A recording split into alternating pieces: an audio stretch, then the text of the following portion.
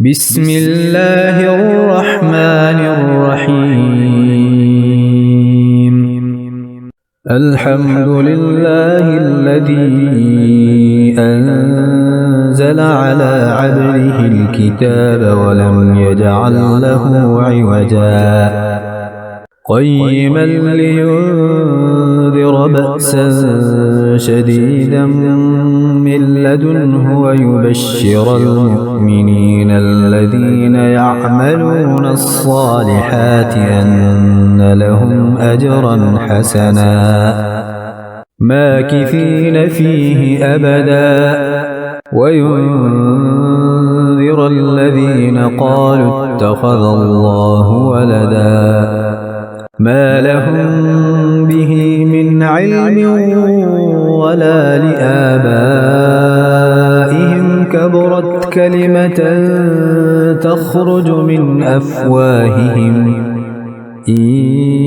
يقولون إلا كذبا فلعلك باخع نفسك على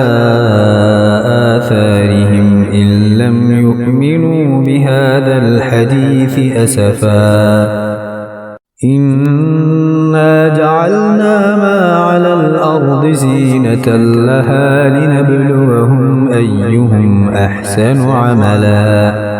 وإنا لجاعلون ما عليها صعيدا جرزا أم حسبت أن أصحاب الكهف والرقيم كانوا من آياتنا عجبا إذ أوى الفتية إلى الكهف فقالوا ربنا آتنا من لدنك رحمة وهيئ لنا من أمرنا رشدا فضربنا على آذانهم في الكهف سنين عددا ثم بعثناهم لنعلم أي الحزبين أحصى لما لبثوا أمدا نحن نقص عليك نبأهم بالحق إنهم فتية آمنوا بربهم وزدناهم هدى وربطنا على قلوبهم إذ قاموا فقالوا ربنا رب السماوات والأرض لن ندعو من دونه إلها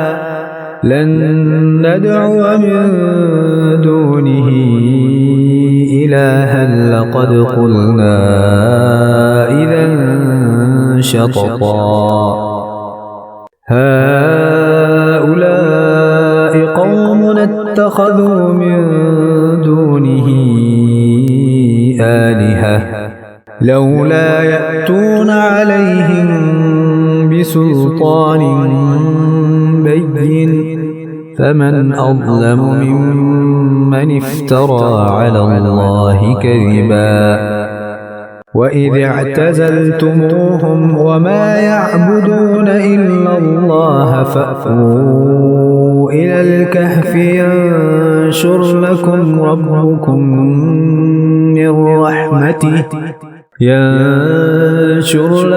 ربكم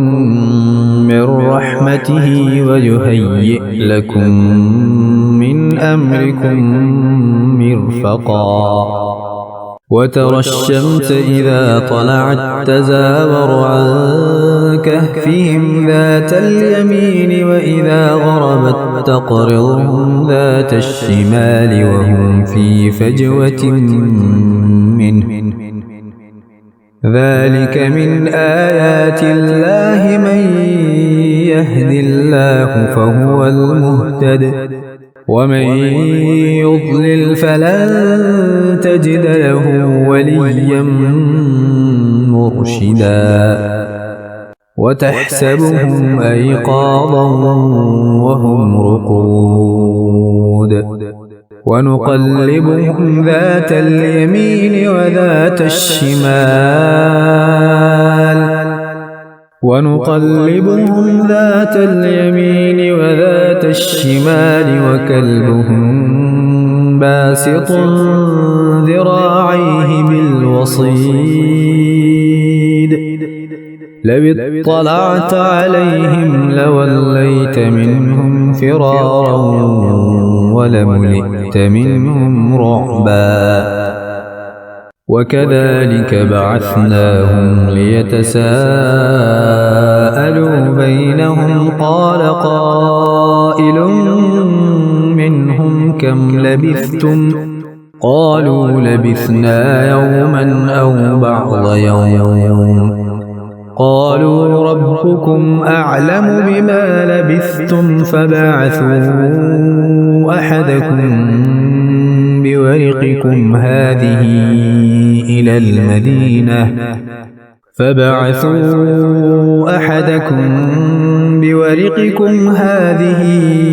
إلى المدينة فلينظر أيها أزكى طعاما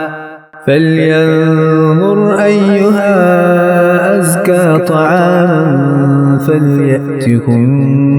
برزق منه وليتلطف ولا يشعرن بكم أحدا إنهم إن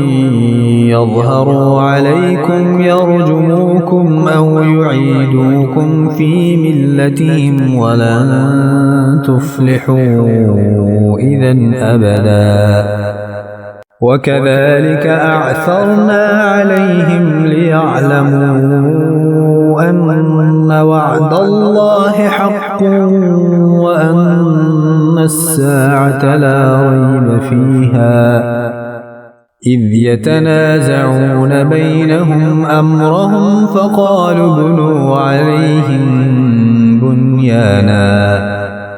ربهم أعلم بهم قال الذين غلبوا على أمرهم لنتخذن عليهم مسجدا سيقولون ثلاثة رابعهم كلبهم ويقولون خمسة سادسهم كلبهم رجما بالغيب ويقولون سبعة وثامنهم كلبهم قل ربي أعلم بعدتهم ما يعلمهم إلا قليل فلا تمار فيهم إلا مراء ظاهرا ولا تستفت فيهم منهم أحدا ولا تقولن لشيء إني فاعل ذلك غدا إلا أن يشاء الله واذكر ربك إذا نسيت وقل عسى أن يهديني ربي لأقرب من هذا رشدا ولبثوا في كهفهم 300 سنين وازدادوا 9 قل الله أعلم بما لبثوا له غيب السماوات والأرض أبصر به وأسمع ما لهم من دونه من ولي ولا يشرك في حكمه أحدا واتل ما أوحي إليك من كتاب ربك لا مبدل لكلماته ولن تجد من دونه ملتحدا واصبر نفسك مع الذين يدعون ربهم بالغداة والعشي يريدون وجهه ولا تعد عيناك عنهم تريد زينة الحياة الدنيا ولا تطع من أغفلنا قلبه عن ذكرنا واتبع هواه وكان أمره فرطا وقل الحق من ربكم فمن شاء فليؤمن ومن شاء فليكفر إنا أعتدنا للظالمين نارا أحاط بهم سرادقها وإن يستغيثوا يغاثوا بماء كالمهل يشوي الوجوه بئس الشراب وساءت مرتفقا إن الذين آمنوا وعملوا الصالحات إنا لا نضيع أجر من أحسن عملا أولئك لهم جنات عدن تجري من تحتهم الأنهار يحلون فيها من أساور من ذهب ويلبسون ثيابا خضرا من سندس وإستبرق متكئين فيها على الأرائك نعم الثواب وحسنت مرتفقا واضرب لهم مثل الرجلين جعلنا لأحدهما جنتين من أعناب وحففناهما بنخل وجعلنا بينهما زرعا كلتا الجنتين آتت أكلها ولم تظلم منه شيئا وفجرنا خلالهما نهرا وكان له ثمر فقال لصاحبه وهو يحاوره أنا أكثر منك مالا وأعز نفرا ودخل جنته وهو ظالم لنفسه قال ما أظن أن تبيد هذه أبدا وما أظن الساعة قائمة ولئن رددت إلى ربي لأجدن خيرا منها منقلبا قال له صاحبه وهو يحاوره أكفرت بالذي خلقك من تراب ثم من نطفة ثم سواك رجلا لكن هو الله ربي ولا أشرك بربي أحدا ولولا إذ دخلت جنتك قلت ما شاء الله لا قوة إلا بالله إن ترني أنا أقل منك مالا وولدا فعسى ربي أن يؤتيني خيرا من جنتك ويرسل عليها حسبانا من السماء فتصبح صعيدا زلقا أو يصبح ماؤها غورا فلن تستطيع له طلبا وأحيط بثمره فأصبح يقلب كفيه على ما أنفق فيها وهي خاوية على عروشها وهي خاوية على عروشها ويقول يا ليتني لم أشرك بربي أحدا ولم تكن له فئة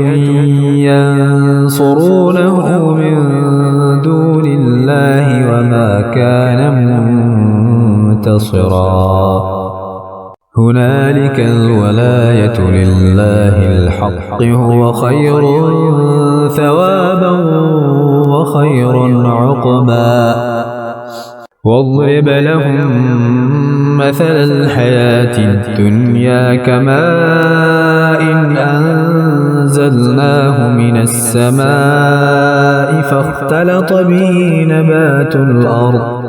فاختلط به نبات الأرض فأصبح هشيما تذروه الرياح وكان الله على كل شيء مقتدرا المال والبنون زينة الحياة الدنيا والباقيات الصالحات خير عند ربك ثوابا وخير أملا ويوم نسير الجبال وترى الأرض بارزة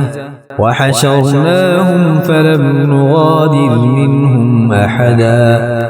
وعرضوا على ربك صفا لقد جئتمونا كما خلقناكم أول مرة بل زعمتم أن لن نجعل لكم موعدا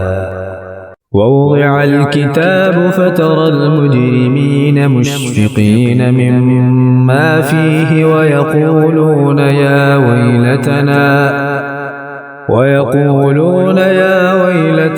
ما لهذا الكتاب لا يغادر صغيرة ولا كبيرة إلا أحصاها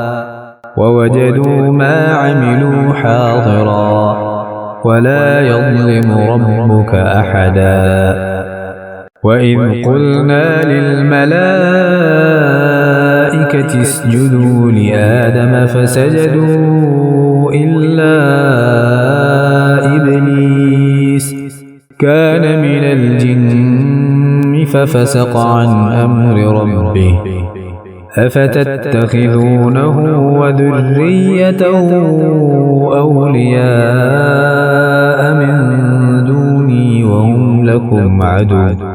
بئس للظالمين بدلا ما أشهدتهم خلق السماوات والأرض ولا خلق أنفسهم وما كنت متخذ المضلين عضدا ويوم يقول نادوا شركائي الذين زعمتم فدعوهم فلم يستجيبوا لهم وجعلنا بينهم موبقا ورأى المجرمون النار فظنوا أنهم مواقعوها ولم يجدوا عنها مصرفا ولقد صرفنا في هذا القرآن للناس من كل مثل وكان الإنسان أكثر شيء جدلا وما منع الناس أن يؤمنوا إذ جاءهم الهدى ويستغفروا ربهم إلا أن تأتيهم سنة الأولين أو يأتيهم العذاب قبلا وما نرسل المرسلين إلا مبشرين ومنذرين ويجادل الذين كفروا بالباطل ليدحضوا به الحق ويجادل الذين كفروا بالباطل ليدحضوا به الحق واتخذوا آياتي وما أنذروا هزوا ومن أظلم ممن ذكر بآيات ربه فأعرض عنها ونسي ما قدمت يداه إنا جعلنا على قلوبهم أكنة أن يفقهوه وفي آذانهم وقرا وإن تدعهم إلى الهدى فلن يهتدوا إذن أبدا وربك الغفور ذو الرحمة لو يؤاخذهم بما كسبوا لعجل لهم العذاب بل لهم موعد لن يجدوا من دونه موئلا وتلك القرى أهلكناهم لما ظلموا وجعلنا لمهلكهم موعدا وإذ قال موسى لفتاه لا أبرح حتى أبلغ مجمع البحرين أو أمضي حقبا فلما بلغا مجمع بينهما نسيا حوتهما فاتخذ سبيله في البحر سربا فلما جاوزا قال لفتاه آتنا غداءنا لقد لقينا من سفرنا هذا نصبا قال أرأيت إذ أوينا إلى الصخرة فإني نسيت الحوت وما أنسانيه إلا الشيطان أن أذكره واتخذ سبيله في البحر عجبا قال ذلك ما كنا نبغي فارتدا على آثارهما قصصا فوجدا عبدا من عبادنا آتيناه رحمة من عندنا وعلمناه من لدنا علما قال له موسى هل أتبعك على أن تعلمني مما علمت رشدا قال إنك لن تستطيع معي صبرا وكيف تصبر على ما لم تحط به خبرا قال ستجدني إن شاء الله صابرا ولا أعصي لك أمرا قال فإن اتبعتني فلا تسألني عن شيء حتى أحدث لك منه ذكرا فانطلقا حتى إذا ركبا في السفينة خرقها قال أخرقتها لتغرق أهلها لقد جئت شيئا إمرا قال ألم أقل إنك لن تستطيع معي صبرا قال لا تؤاخذني بما نسيت ولا ترهقني من أمري عسرا فانطلقا حتى إذا لقيا غلاما فقتله قال أقتلت نفسا زكية بغير نفس لقد جئت شيئا نكرا قال ألم أقل لك إنك لن تستطيع معي صبرا قال إن سألتك عن شيء بعدها فلا تصاحبني قد بلغت من لدني عذرا فانطلقا حتى إذا أتيا أهل قرية استطعما أهلها فأبوا أن يضيفوهما فوجدا فيها جدارا يريد أن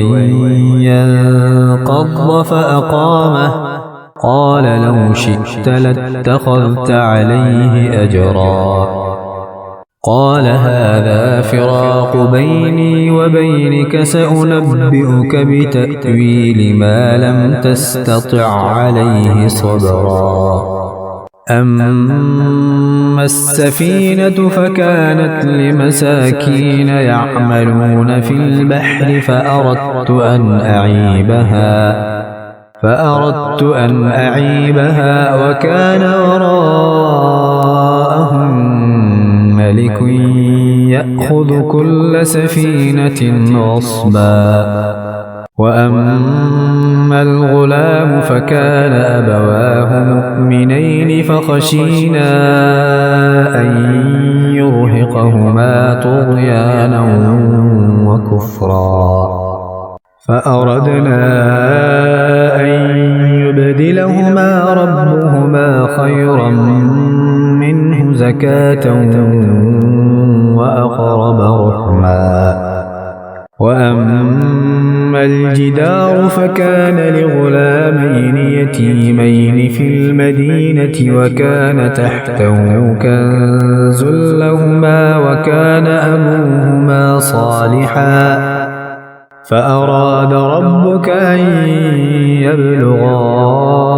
أشدهما ويستخرجا كنزهما رحمة من ربك وما فعلته عن أمري ذلك تأويل ما لم تسطع عليه صبرا ويسألونك عن ذي القرنين قل سأتلو عليكم منه ذكرا إنا مكنا له في الأرض وآتيناه من كل شيء سببا فأتبع سببا حتى إذا بلغ مغرب الشمس وجدها تغرب في عين حمئة ووجد عندها قوما قلنا يا ذا القرنين إما أن تعذب وإما أن تتخذ فيهم حسنا قال أما من ظلم فسوف نعذبه ثم يرد إلى ربه فيعذبه عذابا نكرا وأما من آمن وعمل صالحا فله جزاء الحسنى وسنقول له من أمرنا يسرا ثم أتبع سببا حتى إذا بلغ مطلع الشمس وجدها تطلع على قوم لم نجعل لهم من دونها سترا كذلك وقد أحطنا بما لديه خبرا ثم أتبع سببا حتى إذا بلغ بين السدين وجد من دونهما قوما لا يكادون يفقهون قولا قالوا يا ذا القرنين إن يأجوج ومأجوج مفسدون في الأرض فهل نجعل لك خرجا على أن تجعل بيننا وبينهم سدا قال ما مكني فيه ربي خير فأعينوني بقوة أجعل بينكم وبينهم ردما آتوني زبر الحديد حتى إذا ساوى بين الصدفين قال انفخوا حتى إذا جعله نارا قال آتوني أفرغ عليه قطرا فما استطاعوا أن يظهروه وما استطاعوا له نقبا قال هذا رحمة من ربي فإذا جاء وعد ربي جعله دكاء وكان وعد ربي حقا وتركنا بعضهم يومئذ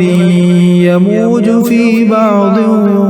ونفخ في الصور فجمعناهم جمعا وعرضنا جهنم يومئذ للكافرين عرضا الذين كانت أعينهم في غطاء عن ذكري وكانوا لا يستطيعون سمعا أفحسب الذين كفروا أن يتخذوا عبادي من دوني أولياء إنا أعتدنا جهنم للكافرين نزلا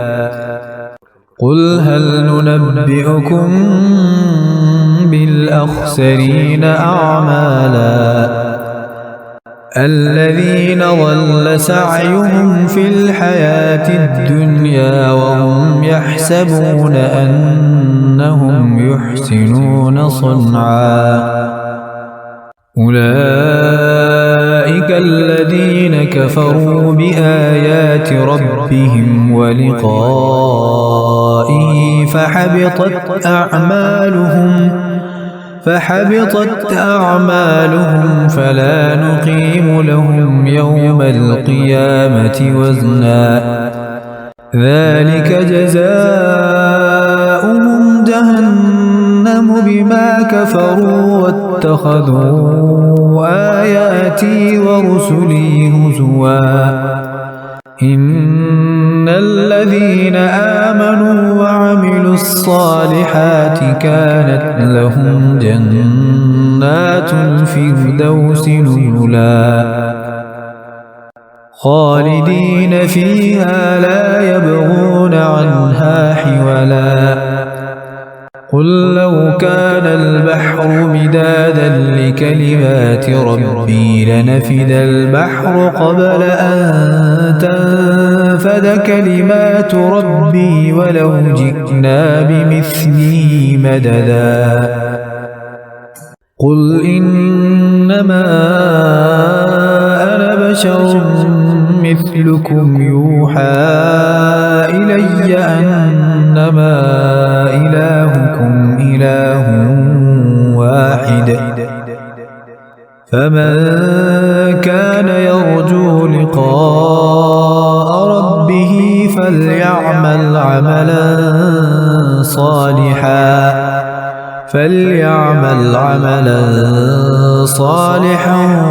ولا يشرك بعبادة ربه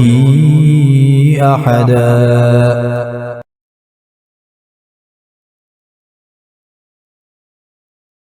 بسم الله الرحمن الرحيم ياسين والقرآن الحكيم إنك لمن المرسلين على صراط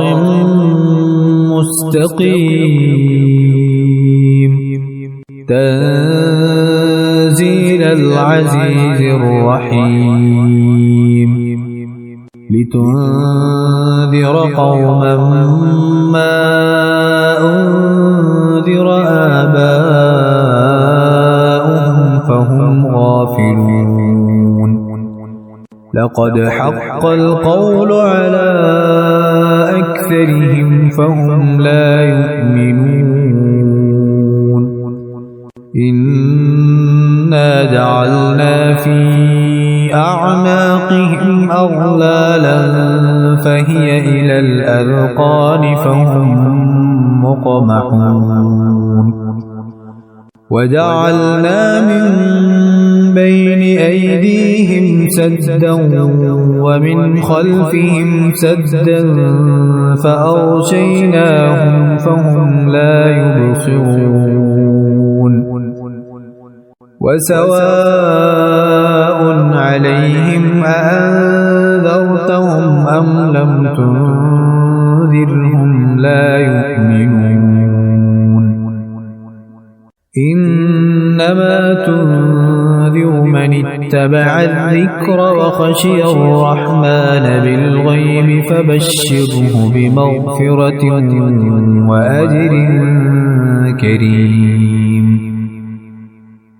إنا نحن نحيي الموتى ونكتب ما قدموا وآثارهم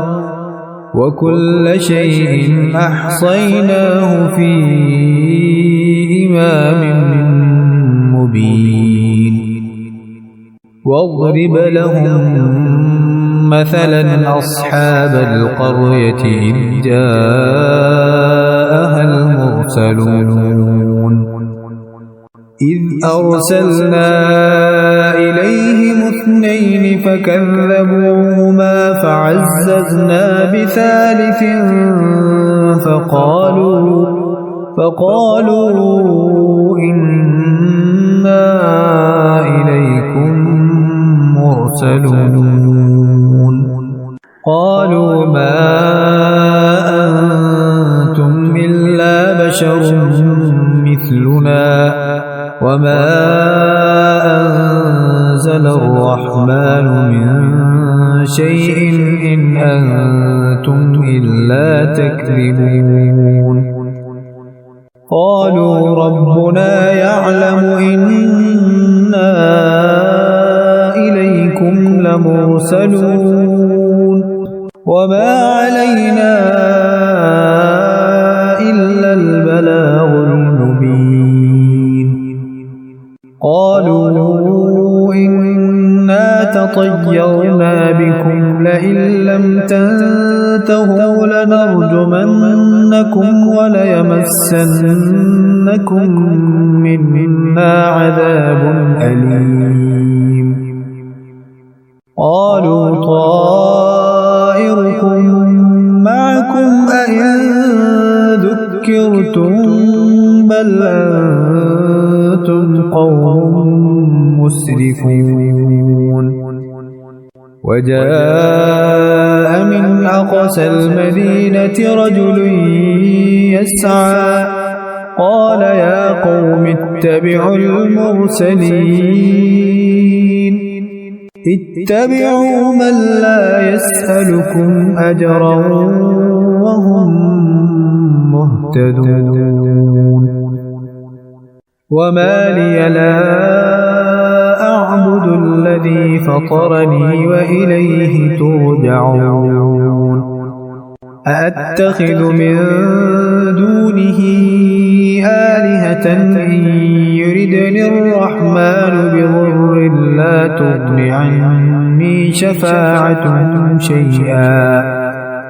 لا تغن عني شفاعتهم شيئا ولا ينقذون إني إذا لفي ضلال مبين إني آمنت بربكم فاسمعون قيل ادخل الجنة قال يا ليت قومي يعلمون بما غفر لي ربي وجعلني من المكرمين وما أنزلنا على قومه من بعده من جند من السماء وما كنا منزلين إن كانت إلا صيحة واحدة فإذا هم خامدون يا حسرة على العباد ما يأتيهم من رسول إلا كانوا به يستهزئون ألم يروا كم أهلكنا قبلهم من القرون أنهم إليهم لا يرجعون وإن كل لما جميع لدينا محضرون وآية لهم الأرض الميتة أحييناها وأخرجنا منها حبا فمنه يأكلون وجعلنا فيها جنات من نخيل وأعناب وفجرنا فيها من العيون ليأكلوا من ثمره وما عملته أيديهم أفلا يشكرون سبحان الذي خلق الأزواج كلها مما تنبت الأرض ومن أنفسهم ومما لا يعلمون وآية لهم الليل نسلخ منه النهار فإذا هم مظلمون والشمس تجري لمستقر لها ذلك تقدير العزيز العليم والقمر قدرناه منازل حتى عاد كالعرجون القديم لا الشمس ينبغي لها أن تدرك القمر ولا الليل سابق النهار وكل في فلك يسبحون وآية لهم أنا حملنا ذريتهم في الفلك المشحون وخلقنا لهم من مثله ما يركبون وإن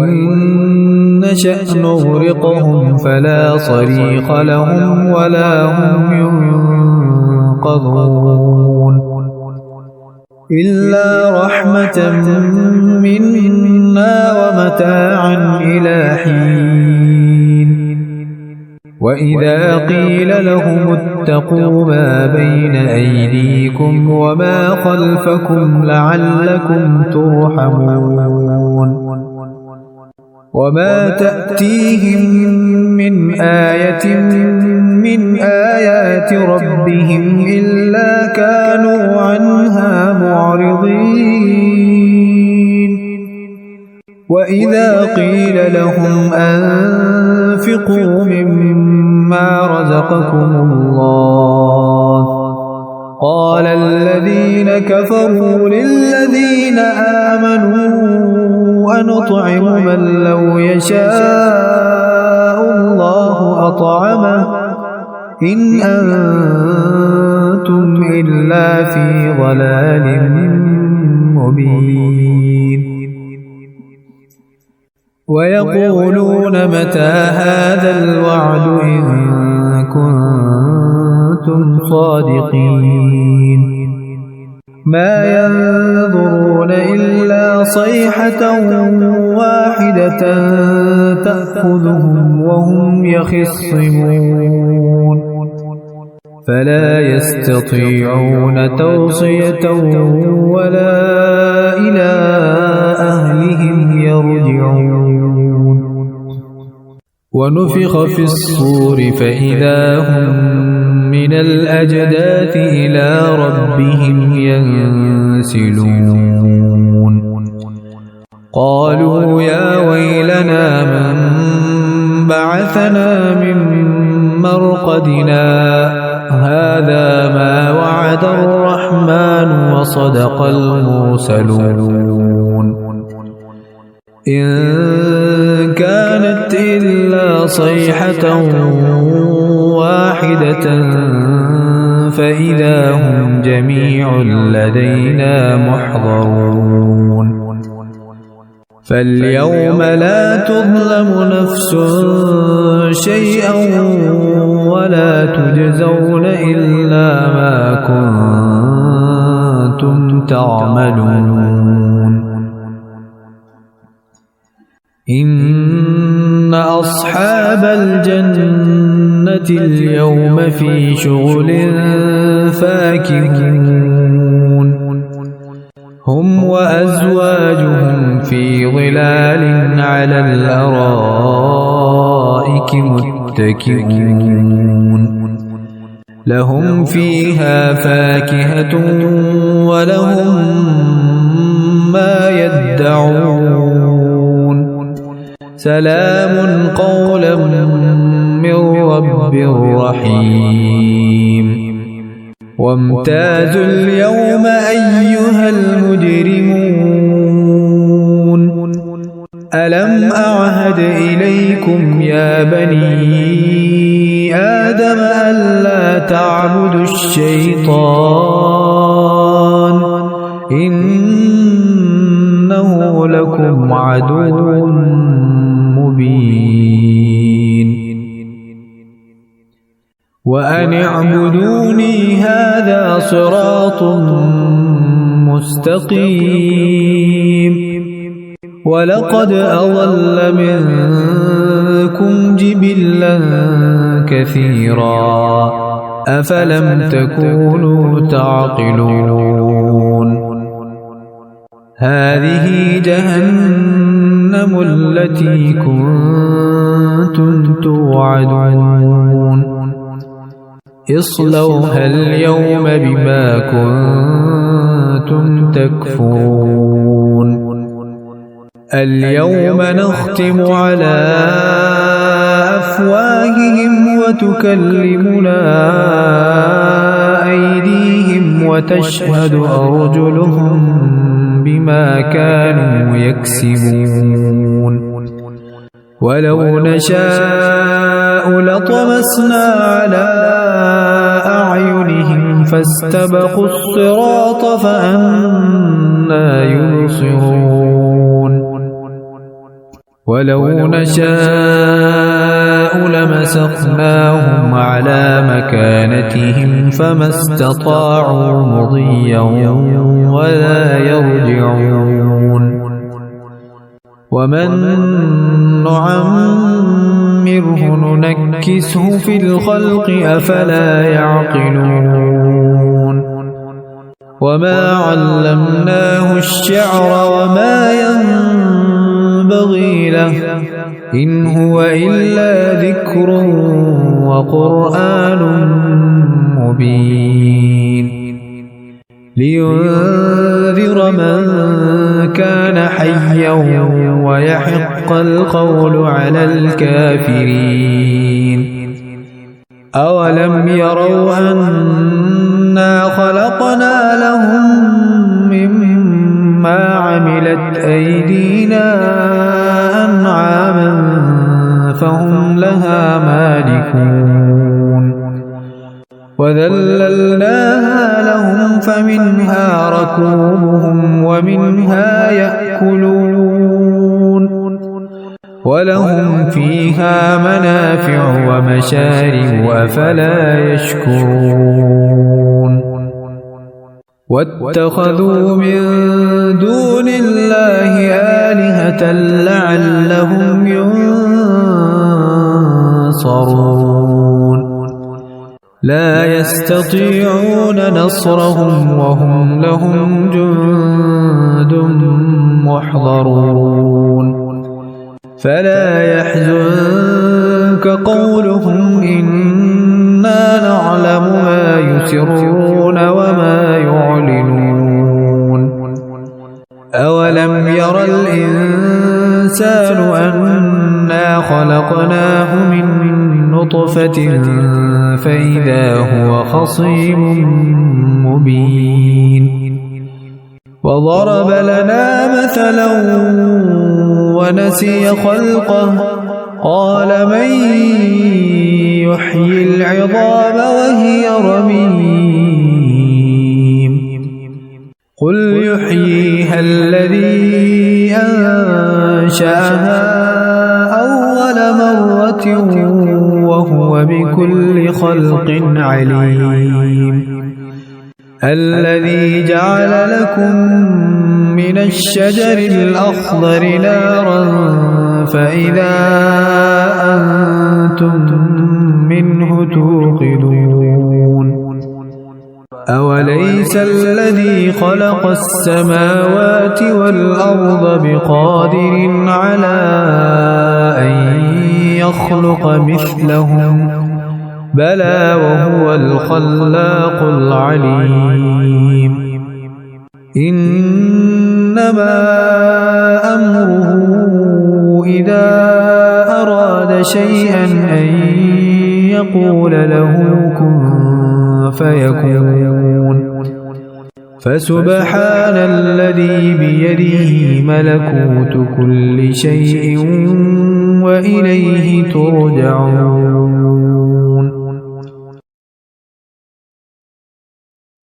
بسم الله الرحمن الرحيم الرحمن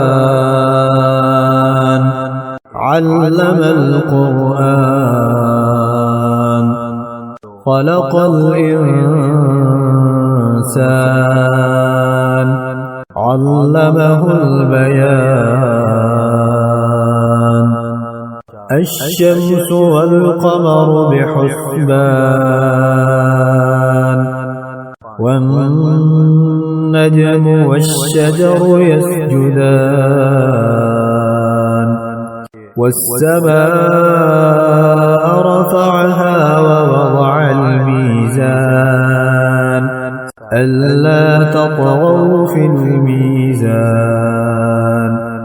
وأقيموا الوزن بالقسط ولا تخسروا الميزان والأرض وضعها للأنام فيها فاكهة والنخل ذات الأكمام والحب ذو العصف والريحان فبأي آلاء ربكما تكذبان خلق الإنسان من صلصال كالفخار وخلق الجان من مارج من نار فبأي آلاء ربكما تكذبان رب المشرقين ورب المغربين فبأي آلاء ربكما تكذبان مرج البحرين يلتقيان بينهما برزخ لا يبغيان فبأي آلاء ربكما تكذبان يخرج منهما اللؤلؤ والمرجان فبأي آلاء ربكما تكذبان وله الجوار المنشآت المنشآت في البحر كالأعلام فبأي آلاء ربكما تكذبان كل من عليها فان ويبقى وجه ربك ذو الجلال والإكرام فبأي آلاء ربكما تكذبان يسأله من في السماوات والأرض كل يوم هو في شأن فبأي آلاء ربكما تكذبان سنفرغ لكم أيها الثقلان فبأي آلاء ربكما تكذبان يا معشر الجن والإنس إن استطعتم أن تنفذوا من أقطار السماوات والأرض فانفذوا لا تنفذون إلا بسلطان فبأي آلاء ربكما تكذبان يرسل عليكما شواظ من نار ونحاس فلا تنتصران فبأي آلاء ربكما تكذبان فإذا انشقت السماء فكانت وردة كالدهان فبأي آلاء ربكما تكذبان فيومئذ لا يسأل عن ذنبه إنس ولا جان فبأي آلاء ربكما تكذبان يعرف المجرمون بسيماهم فيؤخذ بالنواصي والأقدام فبأي آلاء ربكما تكذبان هذه جهنم التي يكذب بها المجرمون يطوفون بينها وبين حميم آن فبأي آلاء ربكما تكذبان ولمن خاف مقام ربه جنتان فبأي آلاء ربكما تكذبان ذواتا أفنان فبأي آلاء ربكما تكذبان فيهما عينان تجريان فبأي آلاء ربكما تكذبان فيهما من كل فاكهة زوجان فبأي آلاء ربكما تكذبان متكئين على فرش بطائنها من استبرق وجنى الجنتين دان فبأي آلاء ربكما تكذبان فيهن قاصرات الطرف لم يطمثهن إنس قبلهم ولا جان فبأي آلاء ربكما ربكما تكذبان كأنهن الياقوت والمرجان فبأي آلاء ربكما تكذبان هل جزاء الإحسان إلا الإحسان فبأي آلاء ربكما تكذبان ومن دونهما جنتان فبأي آلاء ربكما تكذبان مدهامتان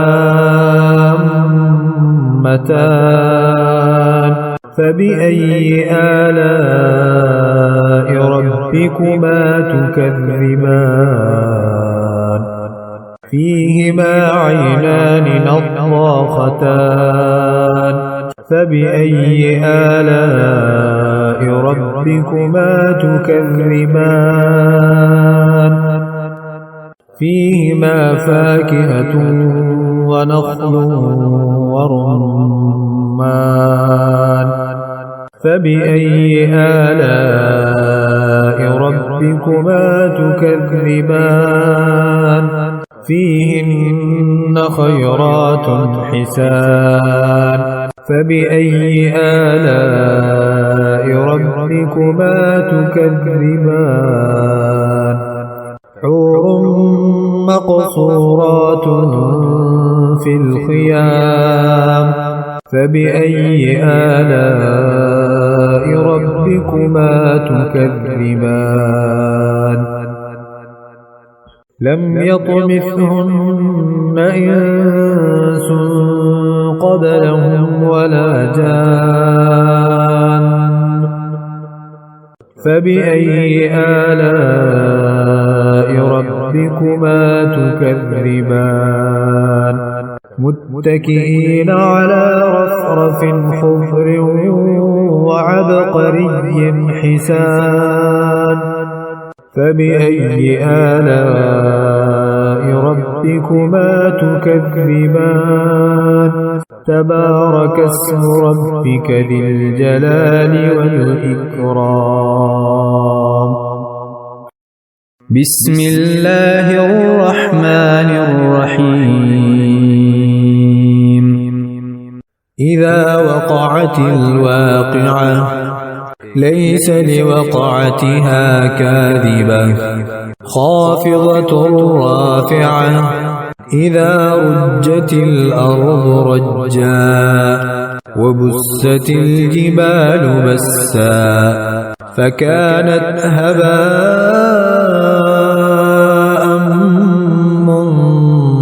منبثا وكنتم أزواجا ثلاثة فأصحاب الميمنة ما أصحاب الميمنة وأصحاب المشأمة ما أصحاب المشأمة والسابقون السابقون أولئك المقربون في جنات النعيم ثلة من الأولين وقليل من الآخرين على سرر موضونة متكئين عليها متقابلين يطوف عليهم ولدان مخلدون بأكواب وأباريق وكأس من معين لا يصدعون عنها ولا ينزفون وفاكهة مما يتخيرون ولحم طير مما يشتهون وحور عين كأمثال اللؤلؤ المكنون جزاء بما كانوا يعملون لا يسمعون فيها لغوا ولا تأثيما إلا قيلا سلاما سلاما وأصحاب اليمين ما أصحاب اليمين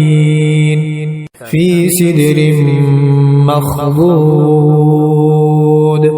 وطلح منضود وظل ممدود وماء مسكوب وفاكهة كثيرة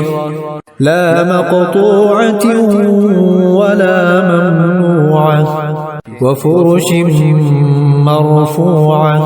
إنا أنشأناهن إنشاء فجعلناهن أبكارا عربا أترابا لأصحاب اليمين ثلة من الأولين وثلة من الآخرين وأصحاب الشمال ما أصحاب الشمال في سموم وحميم وظل من يحموم لا بارد ولا كريم إنهم كانوا قبل ذلك مترفين وكانوا يصرون على الحنث العظيم وكانوا يقولون أئذا متنا وكنا ترابا وعظاما أئنا لمبعوثون أو آباؤنا الأولون قل إن الأولين والآخرين لمجموعون إلى ميقات يوم معلوم ثم إنكم أيها الضالون المكذبون لآكلون من شجر من زقوم فمالئون منها البطون فشاربون عليه من الحميم فشاربون شرب الهيم هذا نزلهم يوم الدين نحن خلقناكم فلولا تصدقون أفرأيتم ما تمنون أأنتم تخلقونه أم نحن الخالقون نحن قدرنا بينكم الموت وما نحن بمسبوقين على أن نبدل أمثالكم وننشئكم فيما لا تعلمون ولقد علمتم النشأة الأولى فلولا تذكرون أفرأيتم ما تحرثون أأنتم تزرعونه أم نحن الزارعون لو نشاء لجعلناه حطاما فظلتم تفكهون إنا لمغرمون بل نحن محرومون أفرأيتم الماء الذي تشربون أأنتم أنزلتموه من المزن أم نحن المنزلون لو نشاء جعلناه أجاجا فلولا تشكرون أفرأيتم النار التي تورون أأنتم أنشأتم شجرتها أم نحن المنشئون نحن جعلناها تذكرة ومتاعا للمقوين فسبح باسم ربك العظيم فلا أقسم بمواقع النجوم وإنه لقسم لو تعلمون عظيم إنه لقرآن كريم في كتاب مكنون لا يمسه إلا المطهرون تنزيل من رب العالمين أفبهذا الحديث أنتم مدهنون وتجعلون رزقكم أنكم تكذبون فلولا إذا بلغت الحلقوم وأنتم حينئذ تنظرون ونحن أقرب إليه منكم ولكن لا تبصرون فلولا إن كنتم غير مدينين ترجعونها إن كنتم صادقين فأما إن كان من المقربين فروح وريحان وجنة نعيم وأما إن كان من أصحاب اليمين فسلام لك من أصحاب اليمين وأما إن كان من المكذبين الضالين فنزل من حميم وتصلية جحيم إن هذا لهو حق اليقين فسبح باسم ربك العظيم